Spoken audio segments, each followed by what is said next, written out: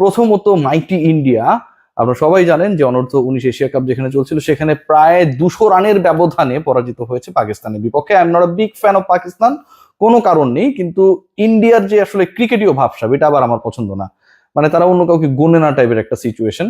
বিভিন্ন সময় ক্রিকেটীয় দ্বৈরথগুলো যখন অথবা ফুটবলীয় দ্বৈরথ হয় বাংলাদেশ এবং ভারতের, আমরা চাই যে এটা আসলে একটু স্পোর্টিং অ্যাসপেক্টসে সবাই দেখবে, কিন্তু এন্ড অফ দ্য ডে ওদিক থেকে কেন যেন ফ্লেভারটা ভালো আসে না।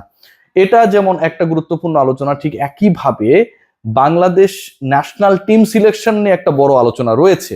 মুস্তাফিজ এবং রিশাদ প্রসঙ্গে অবশ্যই আসতে হচ্ছে, এবং সেই সিলেকশনের প্রসঙ্গটা আসছে এই কারণে, কারণ ভারতীয় ক্রিকেট বোর্ড এখানটায় আবার তারা অসাধারণ প্রফেশনালিজমের পরিচয় দিয়েছে যে তারা তাদের টি-20 বিশ্বকাপের স্কোয়াড 15 সদস্যের স্কোয়াড দিয়ে দিয়েছে। শুভমান গিল সেখানটায় নেই, ভাইস ক্যাপ্টেন হবার পরেও তিনি নেই, কারণ আউট অফ ফর্ম। লাস্ট 15টা ইনিংসে তার রান কিংবা স্ট্রাইক রেটে খুব বেশি সন্তুষ্ট হতে পারে নাই ম্যানেজমেন্টের সদস্যরা। যদিও স্ট্রাইক রেট 137+, রান যেটা করেছেন সেটা এভারেজ হচ্ছে প্রায় 25, এরপরও সেটা গুরুত্বপূর্ণ হয়ে ওঠেনি। কিন্তু বাংলাদেশের ক্ষেত্রে আপনারা যারা big fan of Zaker Ali, sure থাকেন he is going to be the part of the world cup squad. কিভাবে, সেই আলোচনাটা অন্য একটা কন্টেন্টে করব।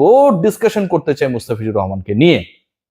এই মুস্তাফিজকে নিয়ে আলোচনা যেটা আমরা করব, সেটার পুরোটা জুড়েই আসলে অনেকগুলো প্রেক্ষাপট রয়েছে। আপকামিং বিপিএল এ রংপুরের হয়ে তিনি খেলবেন, রংপুর ডেফিনেটলি আমার কাছে মনে হয় যে ডিরেক্ট সাইনিং এর ক্ষেত্রে একটা দারুণ ছক্কা মেরেছেন মুস্তাফিজকে সাইন করে, এবং সেই মুস্তাফিজ কিন্তু আইএল টি-20তে এই মুহূর্তে সেকেন্ড হাইস্ট উইকেট টেকার। এরপর যে ঘটনাটা ঘটেছে আমরা খেয়াল করেছি, মুস্তাফিজুর রহমান কলকাতা নাইট রাইডার্সে নকরে 20 লাখ টাকা, প্রায় 12.5 কোটি টাকা বাংলা টাকায় যদি হিসাব করি, সেই অর্থে হচ্ছে খেলতে যাচ্ছেন পরের আইপিএল এ, এবং সেখানটায় তিনি মোটামুটি 3টা ম্যাচ মিস করবেন, বাট সুস্থ থাকলে এবং তিনি যদি কনফার্ম থাকেন 11-এ সব ম্যাচগুলো খেলবেন। কিন্তু তার আগে আইএল টি-20তে যা করছেন এক কথায় অতি মানবীয়। এই মুহূর্তে তিনি 6ষ্ঠ ম্যাচ খেলতে নেমেছেন, এই ম্যাচে তার আসলে রোলটা তিনি শেষও করে ফেলেছেন, এবং 6ষ্ঠ ম্যাচে তার উইকেট সংখ্যা 14, এবং এই 14টা উইকেট যে মুস্তাফিজ পেয়েছেন, তিনি যদি আমরা পুরো ট্যালিটা দেখার চেষ্টা করি, টপ চার্ট দেখার চেষ্টা করি, 2 নম্বরে রয়েছেন। যিনি টপে রয়েছেন তার থেকে একমাত্র উইকেটের সংখ্যায় বেশি, এবং তিনি একটা ম্যাচ বেশি খেলেছেন। মুস্তাফিজুর রহমান আজকের ম্যাচে যেটা করে দেখিয়েছেন অতি মানবীয়, কারণ আপনি 1 ওভারে একবার 3 উইকেট পেতে পারেন। টি-20-র কথা বলছি, কিন্তু it's not about the 50 ওভার্স cricket, যেখানে একজন বোলার 10 ওভার বল করার সুযোগ পেয়ে থাকেন। Only 4 overs you are having.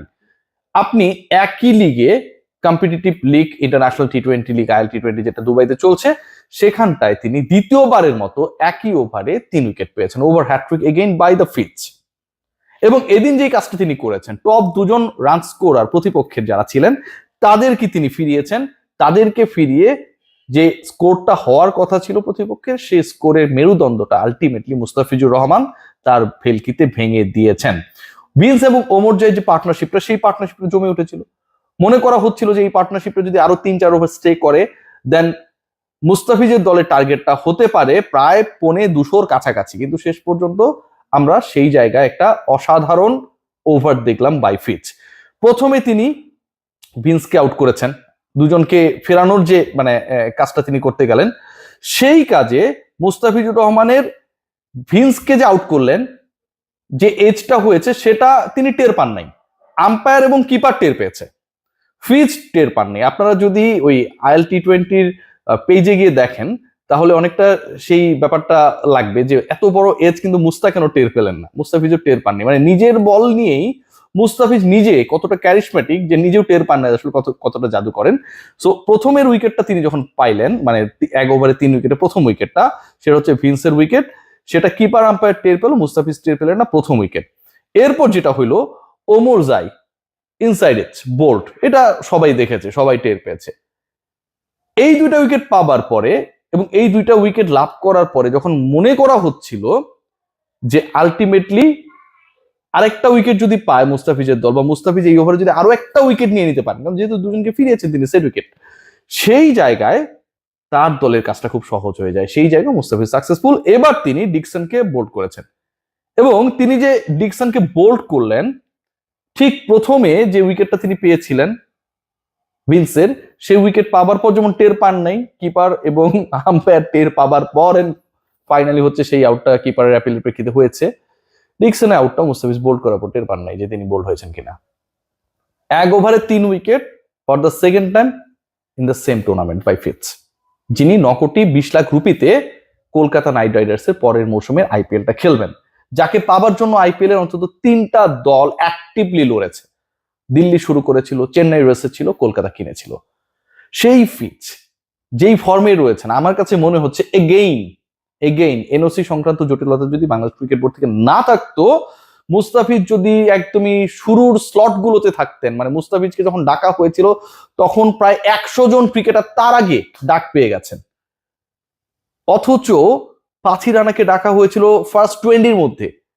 Mustafiz যদি আরেকটু আগে কল হতেন তাহলে তার প্রাইসটা 15 crore যে হতো, এটা নিয়ে আই ডোন্ট থিঙ্ক সো যে খুব বেশি ডাউট থাকতো। এবং একই সাথে আজকের এই পারফরমেন্সটা চোখে আঙুল দিয়ে আরেকটা ব্যাপার দেখিয়ে দেয়, those people who are thinking that Pathirana is the confirm part of the 11 of Kolkata knight riders, যদি পাথি রানা অ্যাবসেন্ট থাকেন, ইনজুর্ড থাকেন, আউট অফ ফর্ম থাকেন, then Mustafiz will be picked there to be the part of the 11, definitely not. Chennai super kings তারা তাদের যেই IPL মিশনে মুস্তাফিজকে দলভুক্ত করেছিল 2023-এর কথা বলছি, প্রথম ম্যাচেই Mustafizur Rahman man of the match ছিল। রয়্যাল চ্যালেঞ্জার্স বেঙ্গালুরুর বিপক্ষে চেন্নাইয়ের সেই পারফরমেন্সটা এখনো আমাদেরকে চোখে আঙুল দিয়ে দেখিয়ে দেয়। প্রত্যেকটা ম্যাচ খেলেছিলেন, শেষ যখন করেছিলেন 9 ম্যাচে 14 wicket, and he was the highest wicket taker শেষ পর্যন্ত, যতদিন পর্যন্ত তিনি খেলছিলেন, চলে আসার আগ পর্যন্ত। সো কলকাতা নাইট রাইডার্সের একদমই চোখ বন্ধ করে অপশন হচ্ছে যে আমরা পাথি রানাকেই খেলাবো, মুস্তাফিজকে আমরা বিকল্প হিসেবে খেলাবো, এই চিন্তাটা আমার কাছে মনে হয় অনেকটাই অমূলক। According to the performance in IL, according to the performance through the year, according to the performance last IPL, Mustafizur Rahman আমার মনে হয় যে দারুণ ফর্মে রয়েছেন, এবং কলকাতা নাইট রাইডার্স ডেফিনেটলি শুরু থেকেই মুস্তাফিজকে তাদের 11-এ রাখবে, খেলাবে, এটা তাদের প্রয়োজনে তারা করবে। What about Rishad Hossain?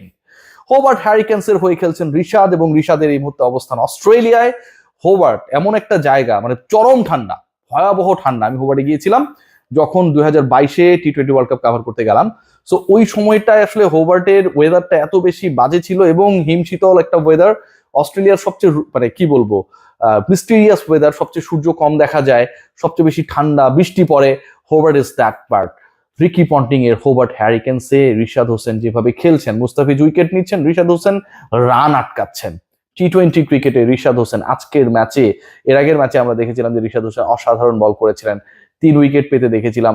আজকে Rishad Hossain 4 over 21 run 1 wicket. কি পরিমাণ ইকোনমিক্যাল হলে টি20-তে বিগ ব্যাশে এরকম একটা ফিগার আপনি ডেলিভার করতে পারেন। সো বাংলাদেশের দুজন ক্রিকেটার রাইট নাও মানে আলো ছড়াচ্ছেন তাদের পারফরমেন্স দিয়ে, একজন মুস্তাফিজুর রহমান, একজন রিশাদ হোসেন, একজন লেগি আর একজন বাহাতি পেসার। তবে তাসকিন আহমেদকে ভুললেও চলবে না, তিনিও কিন্তু আইএল টি20-তে তার লাস্ট ম্যাচে 3 উইকেট ক্র্যাক করেছিলেন, যদিও তার দল মুস্তাফিজের দলের বিপক্ষে খুব একটা ভালো করতে পারেনি। সবাই ভালো থাকবেন, টেক গ্রেট কেয়ার।